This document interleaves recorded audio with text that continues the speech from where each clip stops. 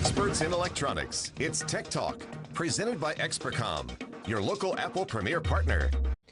All right, we had a couple other questions recently in the store, Jonathan. One was, when I've got a thumb drive attached to my Mac, and sometimes I just unplug it when I'm done with it, and I get that message that says, Greg, didn't safely remove. I do this all the time. And so why should I have to worry about that? Well, I learned something new, and I learned that I shouldn't do that. But I'm in a hurry all the time, and I'm like, well, it's finished. It's copied the information to my device. I'll just pull it out, and I'll just click close on that warning that says you should have ejected the drive. And I didn't know up until this point why that message came up, and I learned something. This may be a little bit of a techie term, but it's called write caching. So write as in writing something, and caching as in storing something. And it's meant to improve the performance of a device, but basically what it does is it lies to your face.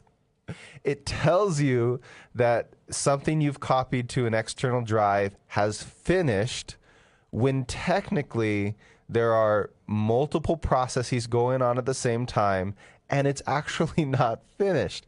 So there is a potential in my lazy, hurried way of just unplugging my USB device that I could damage the file, the document, or whatever that I've transferred over to it by not ejecting it. Because when I click on eject, it says, oh, they're about to pull this out. Finish up those tasks real quickly, because they're almost done, but they're not quite done.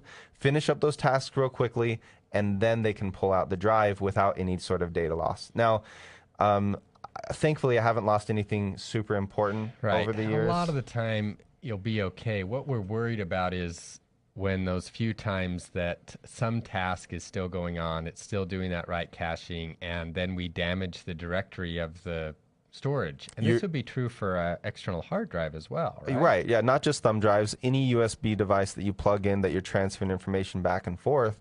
I mean, I could imagine a scenario where you're transferring a very important presentation to a USB drive so that you can plug it into the display, and you unplug it prematurely, and that file becomes corrupted, and now you're in the middle of your presentation and you don't have 4 or 5 slides. Right.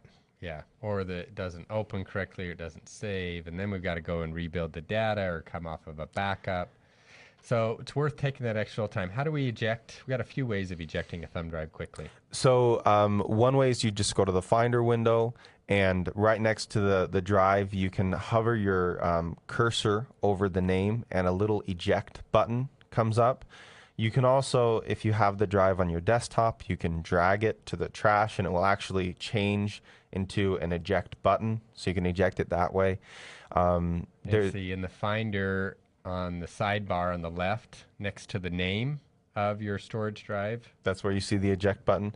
You can even customize your toolbar with an eject button, so that when you have the drive selected, you just click on eject. Some keyboards will have an eject button, or you can customize the touch bar on the new MacBook Pro to have an eject button. I am surprised every time by the simple yet profound ways we can use the touch bar. Yeah, it really it's going to change how we interface with stuff.